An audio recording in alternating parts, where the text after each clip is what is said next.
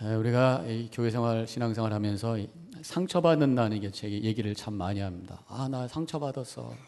그 말에 상처받았어. 근데 상처받는다는 이 말을 좀 더 전문적인 용어를 빌려서 사용한다면 거절감을 경험했다, 이렇게 얘기를 할 수 있습니다. 다른 사람이 나를 받아줄 거를 기대했는데 그거보다는 나를 거부했다라는 느낌을 갖게 되는, 그때 이제 상처가 생기는 거죠. 가만히 생각해 보면 우리 한국 문화 자체가 다른 사람을 쉽게 용납하는 문화는 아닌 것 같아요. 사실 한국 분들이 알고 보면 굉장히 까다로운 컬처를 갖고 있는 거라고 생각이 듭니다. 유교적인 전통 속에서 또 어떤 그 기준을 가지고 있기 때문에 그것을 가지고 평가하고, 그걸 가지고 다른 사람들을 또 때로는 정죄도 하고, 그러면서 이제 거절감을 경험하도록 하는 경우들이 있어요. 우리가 굉장히 정죄를 잘하는 사람들일 수 있다라는 생각이 들 수 있을 때가 언제냐? 가십할 때죠. 다른 사람을 놓고 그 사람 말이야 흉보고 막 하는 그런 문화가 우리 속에 있다는 것입니다. 물론 미국 사람들이라고 해서 가십을 안 하는 건 아니에요. 근데 제가 20여 년 미국에 살고 있으면서 느끼는 것이, 그래도 한국 사람들보다는 다른 사람의 있는 모습을 좀 더 받아주려고 하는 그런 포용성이 있는 것이 아닌가. 문화 자체가 좀 그런 게 있는 것 같아요. 아무래도 다양한 사람들이 같이 인종적으로 다양하고 문화적으로 다양하고 생각이 다른 사람들이 모여서 하나로 만들어가는 세상이기 때문에, 그런 사회이기 때문에, 그런 나라이기 때문에, 그렇게 교육받고 또 그렇게 경험하면서 살기 때문에 좀 더 그런 것 같아요. 다양성을 인정하고 다양성을 즐기고 다양성을 축복하는 것. 어제 우리 한국 음식문화축제 생각보다 많은 미국 분들이 오셔서 함께 그 음식을 즐기고, 생각보다 또 많이들 지출을 하시더라고요. 많이들 쓰시더라고요. 그러니까 이 한국의 어떤 음식과 문화를 아주 어프리시에이트하는, 즐기는 그런 것을 발견을 했습니다. 이것이 미국이라고 하는 것입니다. 상처라고 하는 것은 내가 평가받고 정죄당하고 그래서 거절당하고 느꼈을 때 와지는 거죠. 아이들이 굉장히 힘들 때가 언제냐? 친구들로부터 왕따를 당할 때입니다. 그것이 이제 거절감이고 상처죠. 이것이 깊이 어렸을 때 담겨지면서 성장하면서 인격에 나쁜 영향을 끼치기도 해요. 근데 사실은 더 중요한 거, 더 무서운 게 뭐냐? 부모로부터 거절감을 경험했을 때. 아이들은 부모에게 완전히 마음이 열려 있어요. 그 얘기는 뭐냐면 사랑받기를 원하는 거예요. 부모를 향해서 기대하는 건 뭐냐면 나에게 사랑을 줄 대상이라고, 존재라고 생각을 해서 마음을 열고 갔을 때 거기다 대고 상처를 주면 그것이 깊이 박히게 된다는 거죠. 예를 들어서 우리 자녀가 학교에서 시험을 잘 못 봤어요. 자기도 얼마나 잘하고 싶었겠어요. 잘 안 됐단 말이에요. 그래서 형편없는 점수를 갖고 집에 왔는데 부모가 아유 얼마나 힘드니, 이거 아니라 너 이거밖에 못 받아서, 그러면서 아이를 더 야단을 치고 오히려 또 매를 들었다라고 한다면 그 아이 마음속에 생기는 그 깊은 거절감, 상처가 생길 수밖에 없다고 하는 거죠. 요즘에 하여튼 아이들을 이 매로 다스려야 될 것이냐 말 것이냐, 미국 사람들도 또 같은 이슈더라고요. 스팽킹을 할 것이냐 말 것이냐, 그것이 애한테 도움이 되느냐 아니냐, 디베이트를 하는 거예요. 물론 때로는 이 사랑의 매라고 해서 우리 한국 전통에서는 사랑의 매를 통해서 애를 잘 디스플레인 한다고 그래요. 그런데 조건이 있습니다. 그것은 아이들로 하여금 그것이 납득이 되고 자기가 잘못됐다고 하는 것을 인정했을 때, 그러니까 너는 이거의 결과에 대해서 벌을 받아야 돼. 오케이. 그래서 매를 맞았을 때 애들은 디스플레인이 잘 되는 거야. 그런데 아직도 납득이 안 된 상태 속에서 부모가 체벌을 하게 되면 남는 게 뭐냐면 억울하다는 게. 그리고 그것이 상처가 되고 그것이 분노가 되고 나중에 그것이 폭력적인 그런 성향을 가진 자로 성장할 수도 있다라는 그런 얘기를 하고 있어요. 그래서 결국은 매보다는 대화다라는 결론을 얘기를 많이들 하는데, 근데 사실 대화를 통해서 아이들을 훈련한다는 게 더 어려워요. 그냥 배 한번 딱 하고 너 잘못됐어 끝나는 것보다 대화로 하는 게 어려워요. 대화를 하기 위해서는 먼저 중요한 게 뭐냐면 부모가 분명한 가치관이 있어야 돼요. 분명한 어떤 그 방향이 있어야 돼요. 언제는 맞았다고 그랬다가 언제는 틀렸다고 그랬다가 어디가 맞는지 몰라가지고 헷갈리는 거예요. 정확한 가치관을 가지고 일관성 있는 얘기를 하면서 그래가지고 대화를 하고 그것을 설득하고, 그러면서 때로는 이제 부모가 대화의 능력도 있어야 되고 또 끝까지 기다려주는 인내심이 있어야 돼요. 이건 쉬운 게 아닙니다. 그렇게 해서 아이들을 디스플린을 할 수가 있다는 것이죠. 교회에서 처음에 말씀드렸던 것처럼 상처받는 분들이 있습니다. 일종의 거절감을 경험한 분들이 있어요. 제일 흔한 얘기가 뭐냐면 교회에 좀 함께 신앙생활 해보려고 이 교회 왔는데 별로 아는 척을 안 한다는 거예요.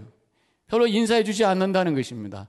나는 뭔가 이 교회에 용납될 것을 기대하고 또 나를 받아줄 걸 기대하고 왔는데 별로 아는 척을 안 하는, 그래서 거절감 느끼고 마음에 상처를 받는 경우들이 있다라고 하는 거예요. 사실 인사하고 안 하고 뭐 큰 이슈는 아닐 수가 있습니다만은 그런 것으로 인해서 또 작게 크게 거절감을 경험하면서 상처받는 분이 있다라고 하는 것입니다. 사실 한국 문화 속에는 인사가 좀 이렇게 인색하죠. 그러니까 우리는 좀 아는 사람들에게 인사를 하죠. 제가 언젠가도 말씀드렸습니다만 한국 가가지고 엘리베이터에서 어떤 아주머니가 계셔서 서먹해가지고 안녕하세요 했더니만 아래 위로 저를 막 이렇게 훑어보면서 이게 또 뭐 하는 거야 이런 식으로 저를 이렇게 봤던, 인사라고 하는 게 굉장히 익숙지가 않은, 모르는 사람에게 특별히 인사한다고 하는 거는 누가 인사하면 모르는 사람이 인사하면 이 사람이 나 아나 그거부터 생각하는 거예요. 인사는 인사로 받으면 되는데 그러다 보니까 인사하는 것이 우리가 좀 인색해지는 게 아닌가 이런 생각을 해보게 됩니다. 이게 우리의 문화인데 그 문화를 좀 바꿔야 되네. 좀 건강한 공동체가 되기 위해서는 문화를 바꿔야 되는데 이렇게 생각하면 됩니다. 그냥 내가 먼저 인사한다네. 내가 먼저 인사한다. 또 우리가 인사를 잘 못하는 이유는 한국 유교적인 전통 속에서 누가 아래 위냐는 거죠. 나이가 누가 더 많은가? 누가 더 높은 위에 치느냐? 뭐 이런 걸 따져갖고 내가 인사를 해야 되는가 받아야 되느냐? 이게 굉장히 우리한테는 복잡한 거예요. 이것도 하나의 한국 문화입니다. 거기 뭐 법이 있는 것도 아니에요. 성경이 써 있는 것도 아닙니다. 우리가 그런 문화를 갖고 있는 거예요. 그걸 바꾸면 되는 거예요. 문화라고 하는 것은 그냥 내가 먼저 한다. 했던 사람 또 만나면 또 한다. 자꾸 한다. 그러면 그 사람도 웃고 나도 웃고 서로 좋은 거 아니냐는 거죠. 인사라고 하는 것은 서로에게 하나의 예절입니다. 또 우리가 인사 못하는 이유 중 하나는 그 사람에 대해서 내가 마음이 불편한데 어떻게 거다 대고 아닌 것처럼 하하 그러면서 인사하냐는 거예요. 그러니까 내가 그 사람에게 기분이 나쁘기 때문에 여전히 인사 안 하고 얼굴 굳게 하고 살겠다는 거죠. 그것도 너무 정직한 거예요. 우리가 공동체를 이루기 위해서는 기본적인 예절이라는 게 있습니다. 좀 마음이 불편해도 그것을 극복하면서 그 사람을 향해서 인사하고 그러면서 웃다 보면은 그 조그만 것이 풀리기 시작하면서 또 좋은 관계로 또 열어질 수 있는 충분한 가능성도 있는 거예요. 그래서 하여튼 서로 건강한 공동체를 만들기 위해서 우리가 구체적으로 인사를 잘해야 되겠다 이런 생각을 해보게 됩니다. 교회의 영적인 의미가 저는 어머니와 같다 이런 생각을 해보게 됩니다. 하나님은 아버지라고 그러시죠, 성경에. 우리 예수님은 아들이라고 그러시고 성령이 함께하는 교회는 그럼 뭐냐? 바로 어머니라는 거예요. 교회는 어머니다. 이것은 제가 한 말이 아닙니다. 우리의 신앙의 위대한 선조이신 성 어거스틴이 이렇게 말했어요. 하나님은 우리의 아버지, 교회는 우리의 어머니와 같다 그랬어요. 근데 왜 그러면 교회가 어머니냐? 어머니가 하는 게 뭡니까? 아기를 낳잖아요. 교회는 영적인 아기를 낳는 곳입니다. 불신자들이 교회에 와서 예수 믿고 세례받고 그래서 새로운 영적인 아기가 되는 곳이에요. 어머니가 하는 건 뭡니까? 아기를 키우잖아요. 양육을 하는 거예요. 교회에서 믿음 생활을 시작하면서 점점 믿음이 성장하는 양육받는 곳이기 때문에 교회는 어머니와 같은 곳입니다. 세상에서 피곤하고 여러 가지 상처받은 사람들이 교회를 통해서 위로받고 사랑받기를 원해서 찾아오는 사람 많아요. 예수 안 믿는 사람이 교회 올 때 내가 예수 믿고 그래서 예배하고 말씀 공부 많이 해야지 그러고 오는 사람 별로 많지 않아요. 내가 힘들고 지쳤는데 이 교회라고 하는 그런 그 공동체를 통해서 내가 위로받을 수 있을까라는 그런 마음을 가지고 다가오게 되어 있는 거죠. 그래서 교회는 마치 어머니와 같다 이런 생각을 해보게 됩니다. 성도 중에 특별히 믿음이 약할수록 교회에 대한 그 어머니 같은 교회에 대한 기대감이 더 큰 거예요. 집안에서도 어린 아이일수록 어머니의 사랑과 보호가 필요한 것처럼 신앙적으로 어린 모습을 가질수록 어머니와 같은 사랑과 은혜가 필요한 거다라는 생각을 해보게 됩니다. 그러면 교회가 어머니라고 했을 때 도대체 누굴 얘기하냐? 우리가 교회가 말이야 이런 얘기 참 많이 하잖아요. 뭐 얘기하다 보면 뭐 교회가 뭐 이러면 되냐? 교회가 얘기할 때 누굴 얘기하는 거예요? 되게 보면 담임 목사 얘기하고 그 다음에 교회의 리더십을 얘기합니다. 그런데 성경적으로 들어가 보면 교회는 누구냐? 우리 다 모두예요. 예수 믿는 모든 사람들의 공동체가 바로 교회다. 그래서 교회를 얘기할 때 나를 빼놓고 하는 것은 교회에 대한 잘못된 얘기입니다. 교회를 얘기할 때 나도 들어가야 된다는 거죠. 그래서 저도 가끔 한국 교회를 바라보면서, 한국에 있는 교회들 바라보면서 요새 여러 가지 큰 어려움이 보면서 교회가 좀 정신 차려야 되는데 라고 하다가 나도 교회인데 나부터 바로 서야 되지 않는가, 이런 질문을 하면서 다시 한번 내 자신을 되돌아보곤 합니다. 어떻든 교회는 어머니와 같은 곳이, 품어줘야 될 곳이고 감싸줘야 돼요. 그래서 우리 모든 성도님들이 교회에 올 때는 이 어머니와 같은 교회가 되기로 기대하면서 오면서, 동시에 우리가 생각해야 될 건 뭐냐? 내가 교회이기 때문에 내가 어머니 같은 사랑으로 또 품어줘야 되는 거예요. 그래서 우리가 내가 교회라고 했을 때 두 가지의 의미가 동시에 있어요. 이중성이 있는 거예요. 한 가지는 뭐냐면 어머니를 기대하는 마음, 동시에 내가 어머니라고 하는 마음, 교회를 하나의 대상으로 바라보는 그런 자세와 더불어 내가 교회라고 하는 그러한 고백, 이게 동시에 있을 때에 거기서 진정한 교회의 모습이 만들어지기 시작한다고 하는 것입니다. 어떻든 교회라고 하는 것은 거절감을 주는 곳이 되어서는 안 되는 거예요. 왜냐하면 우리 교회의 머리 되시는 분이 예수 그리스도가 거절하시는 분이 아닙니다. 교회의 심장이라고 하는 성령이 거절하는 분이 아니에요. 우리가 함께 걸어가고 있는 하나님 아버지가 거절하는 분이 아니에요. 그렇기 때문에 교회는 어머니와 같이 품어주는 곳이 되어야 마땅하다고 하는 것을 깨닫게 되는 것입니다. 오늘 본문의 말씀을 통해서 우리가 이 교회가 영적인 어머니 역할을 하기 위해서 그러면 어떻게 해야 될 것이냐라고 하는 말씀을 해주시고 계시는데, 먼저 중요한 메시지가 하나 있어요. 중심적인 메시지가 있어요. 그러면 7절에 있는 말씀에 너희도 서로 받으라 말씀하세요. 어머니 같은 교회가 되기 위해서는 서로 받아. 어머니라고 하는 이미지가 뭡니까? 어떻든 품어주는 거예요. 어떻든 품어주는 거예요. 이것이 교회 안에 있어야 되는 것입니다. 비난하고 흉보는 것이 아니라 서로 품어주고 이해해주고 격려해주는 그 마음을 가지고 모여있는 곳이 바로 교회에 대해 서로 받으라 말씀하고 있단 말이죠. 교회는 그리스도의 몸이라고 얘기합니다. 머리가 되신 그리스도를 따라서 살아나가는 그러한 존재. 교회는 하나님의 은혜의 통로라고 말하고 있습니다. 하나님께서 이 세상에 있는 사람들에게 은혜를 주시고 복음을 주시고 생명을 주시기를 원하시는데 교회를 통해서 하시는 거예요. 그래서 예수님께서 이 교회를 세우기 위해서 어떻게 하셨어요? 자신의 핏값을 지불하셨어요. 자신의 핏값을 지불하시면서 이 교회를 세우셨기 때문에 우리가 교회를 사랑해야 돼요. 하나님의 은혜 통로로 고백하면서 귀하게 여겨야 돼. 교회를 우리가 아무렇게나 생각해서는 안 돼. 그냥 사람들의 모임으로 생각해서는 안 돼. 그렇기 때문에 교회 안에서 무슨 말을 해야 될 것인가 조심해야 된다는 것입니다. 아무 말이나 머릿속에 생각이 든다고 입으로 나와서는 안 된다는 걸 제가 누누이 말씀을 드리잖아요. 저 이번에 설교 준비하면서 주석책을 쭉 보면서 거기에 예화가 하나 있더라고요. 어느 교회 목사님 사모님이 마음이 좀 이렇게 약하시고 부끄러움을 많이 타는 사모님이 계셨대요.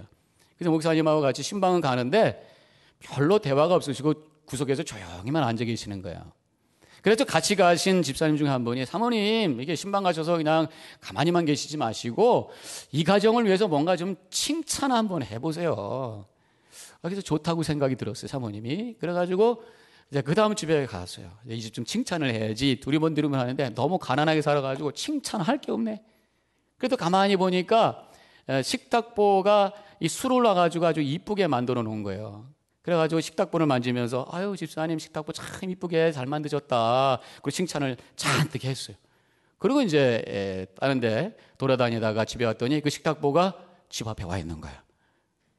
그래서 너무 미안하기도 하고 너무 감사하기도 하고 그래서 이제 그것을 갖고 있었는데 그 다음 주일부터 이상한 소문이 들기 시작합니다. 사모님이 욕심이 많아서 남의 집에 가서 갖고 싶은 모든 것이 있다고 달라고 해서 빼앗아 가지고 왔대더라. 그래서 이 사모님이 너무 마음이 약한 분이라서 거기에 충격을 받아가지고 우울증이 생겨가지고 목사님 목회하는데 굉장히 어려움이 있었다라는 그런 예화를 제가 읽었습니다. 우리는 말을 너무 쉽게 해요. 사실도 확인하지 않고 쉽게 해요.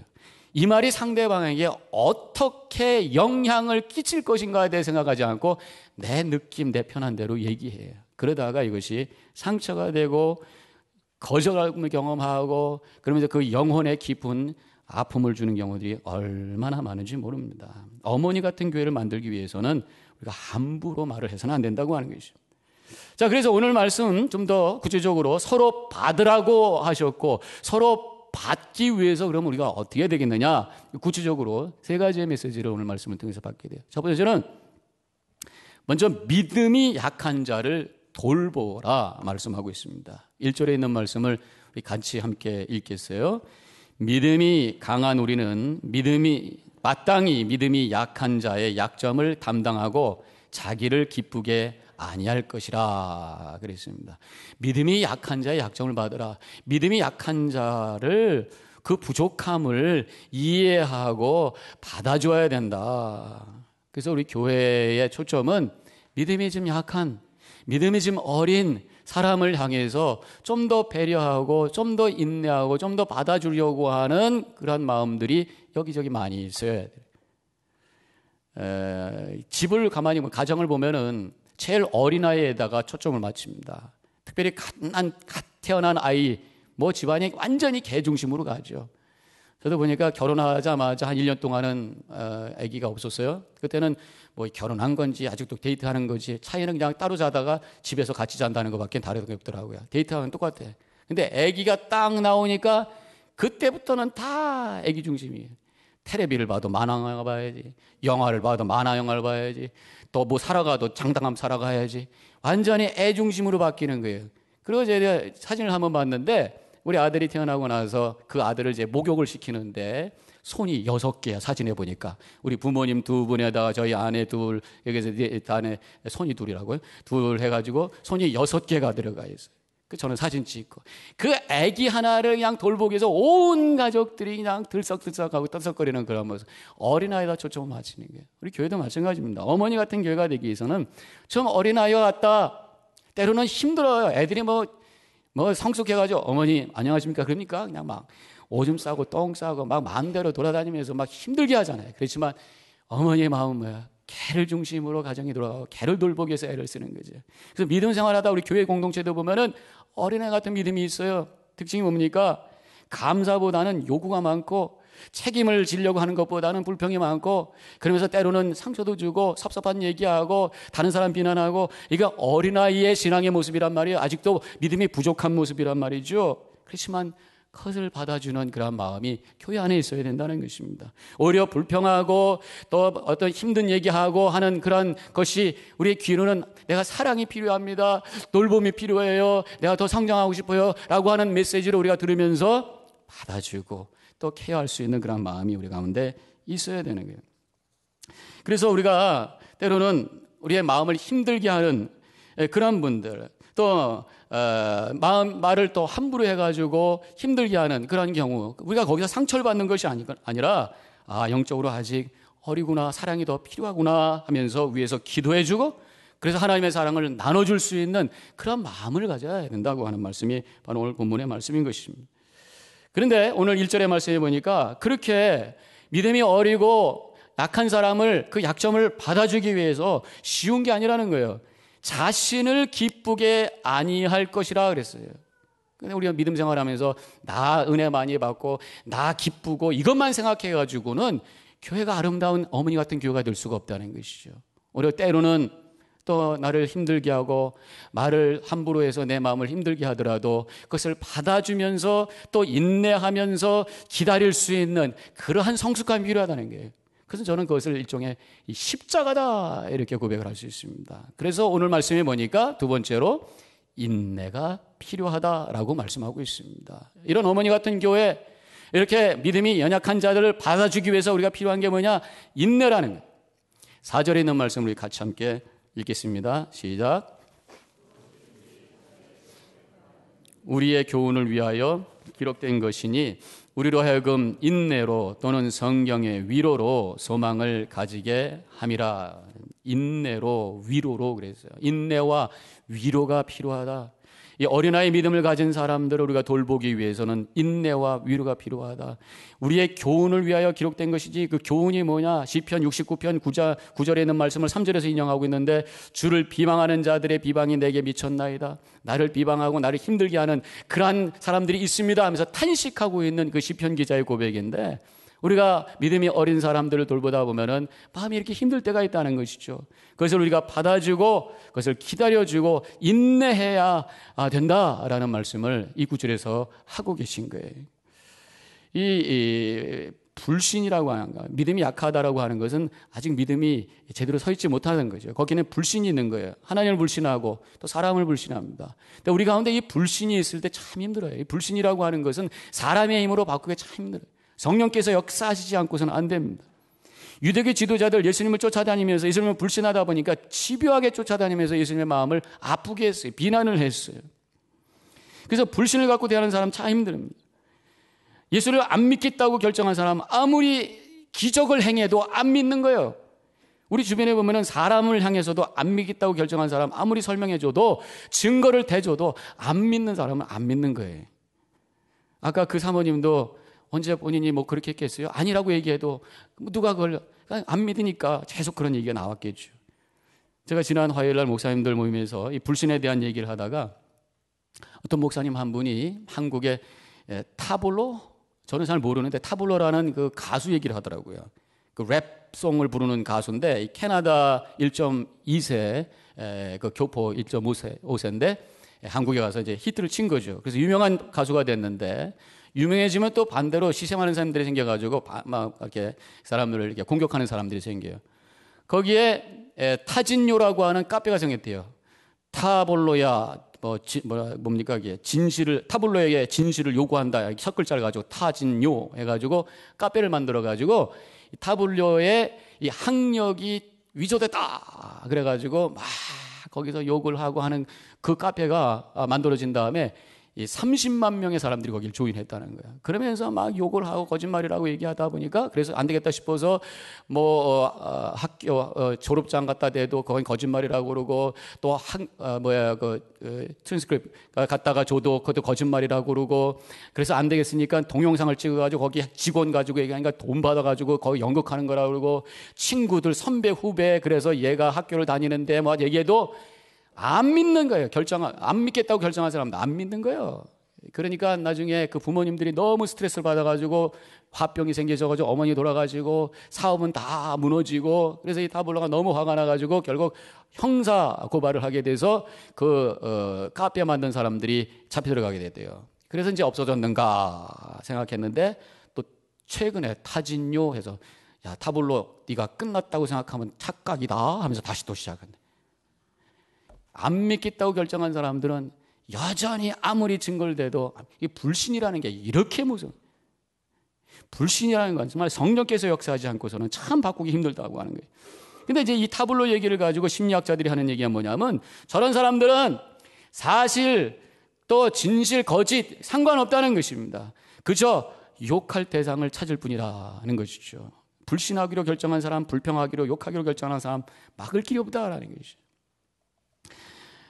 그래서 우리 성경에 보면은 불신의 마음 바꾸는 것이 이렇게 힘들다고 말씀하고 예수님께서도 진리를 선포하시고 가난한 자들과 아픈 사람들을 찾아다니면서 위로해 주시고 치료해 주시고 또 빵을 나눠 주시면서 배고픈 자를 채워 주시고 하늘나라를 소개해 주시고 귀한 일을 하셨는데도 불구하고 예수님을 안 믿겠다고 결정한 예수님이 하나님의 아들이시고 보내심을 받은 자라고 하는 것을 불신하는 자들 쫓아다니면서 예수님을 시비를 걸고 예수님을 비난하고 다른 사람들을 선동해서 결국은 십자가에 달려 죽으셔야 된다고 얘기했던 사람들이 바로 그들이었다는 거예요.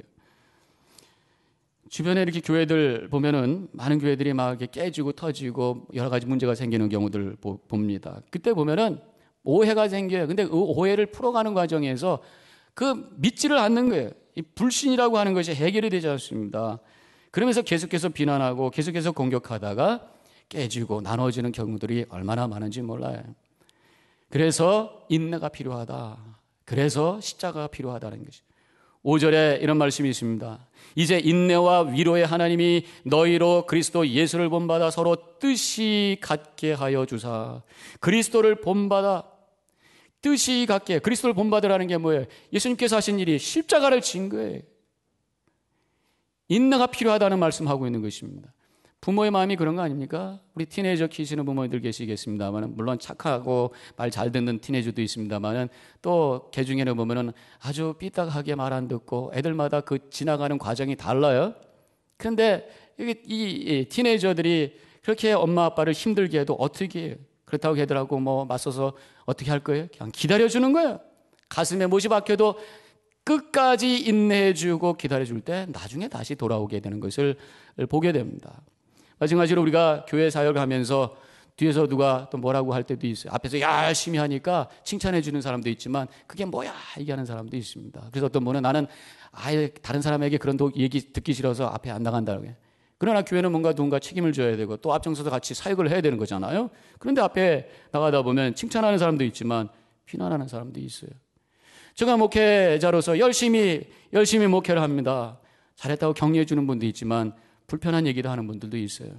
예수님도 구원을 위해서 열심히 공생애를 하시고 열심히 사역을 하셨는데 비난하는 사람이 있고 심지어 3년 동안 같이 공생하면서 같이 사역을 했는데 가룟 유다와 같이 예수님을 갖다 팔아먹은 사람도 있더라고 하는 것이죠. 그렇지만 예수님께서는 끝까지 참으시고 십자가를 지셨어요. 그래서 구원의 위대한 역사를 이루셨던 것을 우리가 보게 됩니다. 이렇게 교회가 어머니와 같은 역할을 하기 위해서는 끝까지 인내하고 기다리는 십자가를 진 사람들이 여기저기 많이 있어야 돼요. 어떤 때 누가 뭐라 그러면 화가 나가지고 나 그만둬! 그러고 그만두고 싶은 마음이 있잖아요. 그렇지만 그래도 참고 기대하고 기도하고 그를 축복하면서 우리가 나아갈 때에 결국 하나님께서 그 교회를 세워주시고 그 교회를 통해서 하나님의 위대한 역사를 이루신다고 하는 것을 믿으시고 귀한 사역에 감당하는 우리 모든 성도님들 되시길 주님의 이름으로 간절히 축원합니다. 마지막으로 보면은 결국 함께 하나님을 바라봐야 된다. 한 마음과 한 입으로 하나님 곧 우리 주 예수 그리스도의 아버지께 영광을 돌리게 하려 하노라 이런 말씀이 나와요. 우리가 왜 인내해야 돼요? 왜 우리가 참아야 돼요? 왜 우리가 받아줘야 돼요?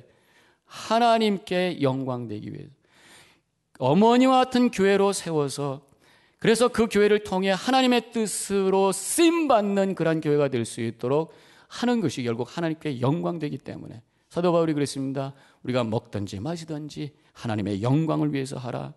그래서 하나님의 영광을 위해서 교회를 잘 세워서 하나님의 은혜를 흘려보내는 거룩한 영향력을 흘려보내는 그런 교회가 됐을 때 하나님께서 기뻐하신다는 거죠. 하나님을 바라볼 때에 우리가 인내할 수 있고 하나님을 바라볼 때에 어머니와 같은 성숙한 마음으로 우리 성도들을 품을 수가 있다고 하는 것이 하나님이 걱정하는 교회가 있어요. 또 하나님이 쓰시는 교회가 있어요. 세상이 걱정하는 교회가 있어요. 세상에 거룩한 영향력을 끼치는 교회가 있어요. 우리 체리힐 교회는 하나님께 기쁨을 드리고 하나님께 쓰임받고 이 세상에 거룩한 영향력을 끼칠 수 있는 교회로 우뚝 세워주시기를 주님의 이름으로 간절히 축원합니다. 그렇게 하기 위해서는 우리 모두가 어머니와 같은 교회를 세우려고 하는 그런 마음이 있으셔야 되는 거예요. 교회 안에 다 어린애 같은 그런 믿음을 가진 사람들이 있으면 교회는 뭐 죽도 밥도 안 돼. 그래도 참고 그래도 십자가 지고 힘들지만 계속해서 주님께 영광되기 위해서 이 교회를 붙들고 나가는 많은 사람들이 있을 때에 그 교회를 통해서 하나님 영광 받으시고 그래서 교회가 우뚝 세워졌을 때에 그것이 나에게 은혜가 되고 이 세상을 밝힐 수 있는 하나님의 놀라운 구원의 역사를 이루게 된다고 하는 것을 믿으시고 함께 교회를 세워가는 오늘 종교 개혁 주일이에요. 그래서 교회에 대한 말씀을 제가 드렸는데 이 교회를 다시 한번 사랑하고 교회를 세우는 일에 함께 협력해서 영광 돌리는 모든 성도님과 제가 되기를 주님의 이름으로 간절히 축원합니다. 기도하십시다.